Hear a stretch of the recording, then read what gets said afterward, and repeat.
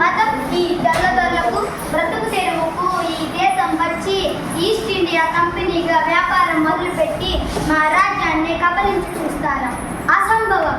మా సింహాసనం మీద మాకే అధికారం లేదని ఆ కోర్టుతో కుమ్మక్కు అయ్యి చెప్పిస్తారా? మమ్మల్ని మా రాజ్యం నుండి బహిష్కరిస్తారా? అసంబద్ధం. వారి కళలన్నీ కళలే అని నిరూపిస్తారు. కానీ నేను ఒక చిన్న సామ్రాజ్యానికి రాణి. ఆ శ్వేతోత్తముడు ఎంతో గొప్ప సైన్యం కలిగిన శక్తిగా, కుళ్ళూకు తంత్రాలు యుక్తిగా పెరిగారు. వారితోటి రాజులంతా సాహో సాహో అంటూ అడుగులకు మడుగులు ఒత్తుతుంటే నా ఒక్కదానికి ఎందుకు ఈ కంచిగాడిద సేవ? ఈ పోరులో నేను గెలవగలనా? ఛీ ఛీ, ఏమిటి ఉదాసీనత? ఈ మట్టిలో విజయము వీరస్వర్గము అన్న ఉడుకు రక్తమే కానీ ఆ పరాయి రాజుకు శిరస్సు వచ్చే స్వభావమే లేదు.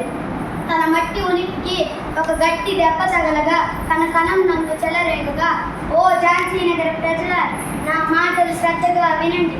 నవనాడులలో శక్తిని నింపుకొని ముందుకు సాగండి. మన బలాన్ని చూపడానికి, రక్తంతో యుద్ధం చేయడానికి సిద్ధపడండి. పుణ్యభూమిని దాస్య శృంఖలాల నుండి విడిపించడానికి సిద్ధపడండి. ఓ జనులారా, నాతో మీ చేతులు కలపండి. భారతీయ పోరాట పటికి జై! భారత జాతి